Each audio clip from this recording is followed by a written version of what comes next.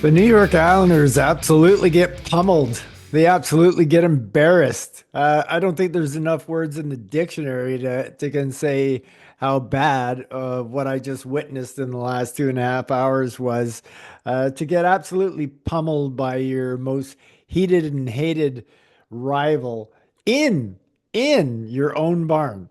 In your own barn by a score of 9-2. The Rangers pound the Islanders tonight 9-2. That may have been some of the worst goaltending I've ever seen. It was just I mean, the whole team was awful. How do you get 45 shots and lose 9-2? Like that's just that's absolutely insane. It's insane. It really is. Uh, how do you do a podcast after your team loses 9-2? Talk about delivering one into the cosmos, into the void, into the internet void. This podcast, I'm sure, not that I have a whole lot of people watch my podcast anyway, but I'm sure this one will just be lost out there in the void because who wants to listen to me talk about the Islanders losing 9-2 to the Rangers? So, yeah. This season just can't end quick enough. I guess in a positive note, for the draft standings, if you're looking at it from that point of view, I think both the Wings and the Blue Jackets might have lost tonight, so it is important. Gets the Rangers ahead of us to a point that we'll be behind them in for a draft pick if that's what you're looking for. Anyway, we're gonna whip through this real quick. I just want to say. Uh, Almost every goal that I can think of, and I can't remember them all, but like almost every goal that I remember seeing tonight, I really almost thought could be stopped. I mean, the Islanders, like I said in podcasts before, but still no excuse because we just don't have talents on this team, but we just have no finishers on the team. It is like we have four goalposts tonight, 45 shots on net, four goalposts, and lose 9-2. That everything that the Rangers touch goes in the net. It's just kind of crazy. Anyway, Zibanejad scores his 18th from Miller and Cooley. Bad giveaway from Pulock. Then Cooley scores. Zibanejad and Miller. Another bad play by Pulock, not watching his man. So Ryan Pulock was off to a rough night, that's for sure. We're still in the first period. Trocheck scores his 24th on the power play from Panarin and Fox. That'll make it 3-0. Then Panarin late in the first period scores his 36th from Trocheck and Fox. And it's 4-0. And everybody knows that, man, let's just try to get through this game and keep it respectable. But no, the Islanders can't do that. They take it to the Rangers with 21 shots in the second period. But Parsonen scores first for the Rangers, getting his fifth year from Lafreniere, and it's 5-0. Lo and behold, before you know it, and then all of a sudden, Max Sipakov shows what I think we should see him be doing a whole lot more of next year, and that is scoring. I think he's just going to be a whole lot more comfortable. That was a beautiful goal, beautiful shot. Max scores his 10th of the year on the power play from Holmstrom and Pellick. So 5-1, Alicia Sturkin's not getting a shutout against us. Let's get to the third period, try to wrap this up the best way we can, but no, we can't even do that. We let Brett Berard score his fifth of the year from Rempe and Carrick. And it's just going downhill from there. 6-1. Hudson Fasching scores his first of the year. And finally, I think Hudson actually scored this goal out of frustration. He saw he had an empty net, and he's been trying to line up all the passes and the shots that he gets and tries to make the perfect one. He just hauled back with a slapper at a wide open net at a hard angle and gets his first of the year. So it was more a frustration thing. He said, "Oh, screw it. I'm just going to whack it at the net and see what happens." And ends up being a beautiful shot and going in the net. So 6-2, Hudson Sebastian getting his first from Cizikas and Engvall. Engvall started that playoff really nice. Cizikas actually made the shot that went off backboards that went out to Engvall, or not to Engvall, to Sebastian for his goal. Berard scores his sixth. from Carrick. That'll make it 7-2. Lafreniere will score his 17th from Fox and Parsonen, and that'll make it 8-2. And then just to rub salt into the wound, Panarin gets his 37th from Parsonen again, and that's 9-2. In this game, we have Tristan Lennox come in and play about 5 minutes of ice. Actually, I can let's find out how much time he did play here. Yeah, okay. So Lennox played 4 minutes and 43 seconds of game time action to date, and he had one shot on net and had one goal against. I pray for this kid that he makes it back to the NHL uh, to wipe that clean. I don't know as a human being if I could live with that, especially being a competitive athlete. Like, I don't know. If he never made it back to the NHL, would you even tell anybody you made the NHL?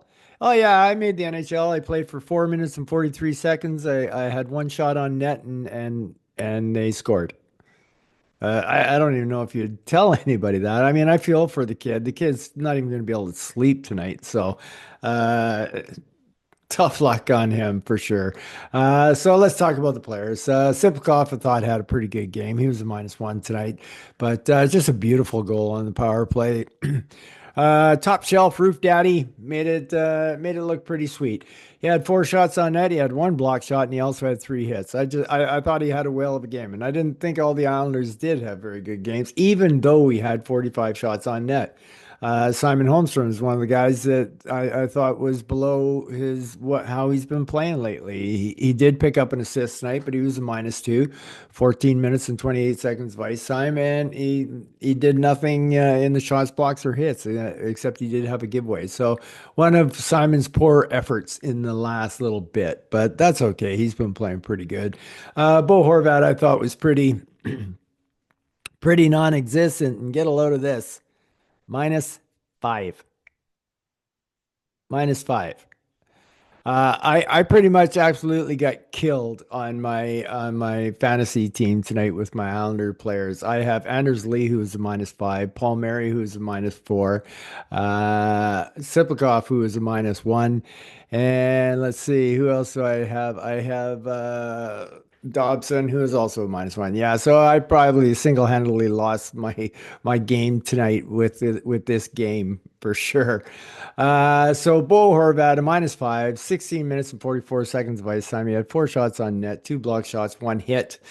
Uh, just not good enough from Bo in that. But sometimes then I think to myself, I go, like, holy cow. Uh, I keep thinking you have to think in terms that Horvat, Palmieri, and Lee are your first line. But these guys really aren't a first line. They're not a first line on any man's team. They shouldn't be a first line. Uh, Second line, they're not the greatest second line in the world, but they would be an okay second line. But they would be a fantastic third line. So I guess they're kind of top six, but kind of. Well, yeah, they're kind of top six. They're kind of top six. Yes and no. Uh, it's the future is really not looking very good for the Islanders. I'm telling you, uh, this we need some serious reshaping done this summer, and I'm not sure it's going to get done.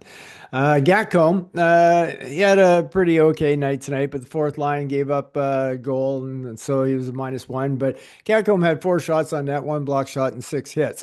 And that reverse hit he put on Rempe was a thing of beauty, put him on his ass. However, I have to speak my piece on the reverse hit. I think the reverse hit is very dangerous, and there is nothing more than that being the 100% definition of interference, hitting a person who does not have the puck. I mean, I don't know how that is not a 2-minute penalty on the reverse hits.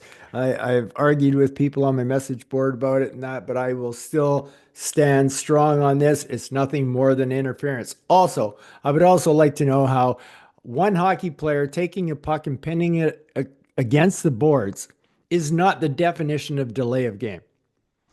For one thing, you're delaying the game from being played while the scrum is going on. Two, if you end up getting a whistle, you've delayed the game again by bringing it to a standstill. I don't think there can be a bigger definition than delay of game than doing something like that, taking the puck and pinning it across the boards. And if you started calling that as a penalty, well, guess what? It's going to stop happening. The referee, all he has to say is, okay, Mayfield, you're the one holding the puck. You got let go. And if he doesn't let go, then you give a penalty and they'll stop doing it. They'll stop doing it. And yeah, it's just so many things that are wrong with the NHL right now, really. They need to bring me in as an advisor and clean up their act. Uh, Matt Martin, I thought has played his best hockey since he's come back in these last couple of games. Way better than he was playing at the start of the year. I mean, he was a -1 tonight, but he had 13 minutes and 44 seconds of ice time. He had two shots on net, one block shot, and he had six hits. And or no, that was Gatcomb. Gatcomb had four shots on net, one block shot, and six hits. Matt Martin had two shots on net, one block shot, and two hits. But I still thought a really good game by Matt. And it's unfortunate because, to my calculations, he's going to come up 12 games short of 1,000 games played, which means that if Lou is still the GM of this team, I think he will slide another contract into Martin to get him those 12 games. I don't know if the average fan knows how big of a deal 1,000 games is to a hockey player for a pension. Like it's a six-digit pension per year. It's huge. So and I just so that means he's coming back, and I'm happy to see him playing some good games here at the end of the season and that, but there's no way he should have been on the team this year, and there's definitely no way he should be on the team next year. But I'm afraid that's probably what's going to happen. Engvall picked himself up an assist tonight. He made that play happen. I still think his game was down a little bit. It has been for the last couple of games, but not fully 100% kind of disappearing. He's still he was showing me spurts out there tonight, and I thought he was actually one of the better Islanders out there tonight. And he was an even. How many Islanders can say they were an even tonight in a 9-2 loss? Well, I can actually tell you, only four Islanders can say that they were even, and he was one of them. So, uh, yeah, great. Like I said, I thought he's been better, but he definitely wasn't bad. Like we're hoping him to fall away into the abyss like he normally does. So he hasn't done that, even though not his best games. Hudson Fashion, congratulations on finally getting your goal. But man, I had a whole spiel lined up about you and how you're just not good enough. You're just not. Hudson had 14 minutes and 35 seconds of ice time tonight. He had six shots on net. He had one block shot, one hit. And those six shots are just like into the glove, into the breadbasket, like he just has no scoring touch at all. Like I said, for me, the place for Hudson, if he returns on this team next year, is as one of the black aces, one of the two guys that doesn't start the season on the ice, but is in the press box. And if he goes in as a fourth liner. And that's just the way I see it. I would rather bring up, I think, probably Gatcomb or McLean up a line, more so than put Hudson Fasching up a line. I mean, one goal from a third liner is not acceptable. It's just not. I know he hasn't been the third liner all year long, but he's been it for quite some time now. Kyle Palmieri, rough night, -4, four shots on net, three giveaways tonight. Just a tough night for that first line. Garbage, just basic garbage. Anders Lee, -5, 16 minutes, 40 seconds of ice time. He had one block shot. Just garbage, just garbage. Kyle McLean, -1 tonight, 14:56 in ice time. The fourth line was up in ice tonight. He had one shot on net and two hits as well. I thought Kyle had a pretty good game tonight. Pajot, he was okay. He was -1. 14 minutes and 12 seconds of ice time, and he had two hits tonight. So he was okay. Sezikis, I thought was a little better than okay. He had an assist tonight. He had three shots on net, and I just thought he was one of our better Islanders tonight, and one of the very rare Islanders to have an even for the night. Adam Pelech, ouch, -5, but it's pretty funny watching Adam trying to get that goal. It's been pretty comical, and I it gives me something to watch for the rest of the season to see if Adam can actually get that goal. He had 20 minutes and 40 seconds of ice time, like I said, -5, three shots on net, and that was basically his night. Ugly. Tony D'Angelo -2, 23 minutes and 37 seconds of ice and one shot on net with two block shots, but three giveaways. It's actually kind of amazing that he's only -2 with 24 minutes of ice time. So being on the ice that much in a 9-goal game and only being -2 is actually uh, pretty good credit. Ryan Pulock, you are responsible for a lot of Adam Pelech's minuses, and you were a -4 as well tonight, but two you were directly responsible for. You had 17 minutes and 39 seconds of ice time, three shots on net, and four hits. So obviously not Pulock's best game that he has had in a long time either.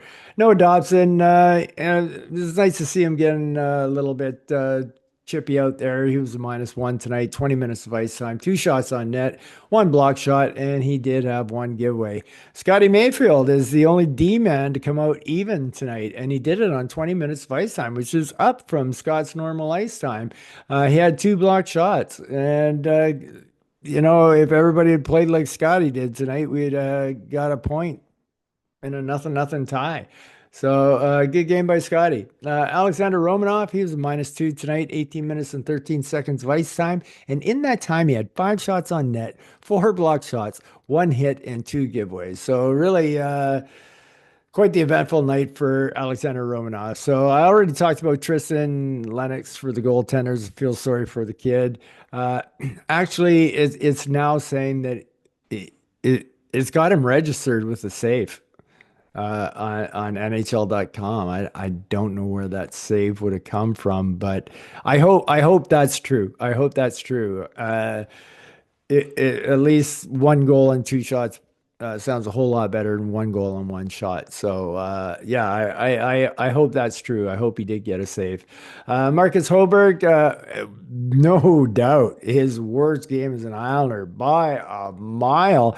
Is like usually I go through the goals that are scored and see, well, could the goaltender have had this one? Could he have had that one? And then kind of tabulate to see if was it our goaltending that cost us the game tonight? And almost every single goal that was scored tonight, I thought Hogberg could have had.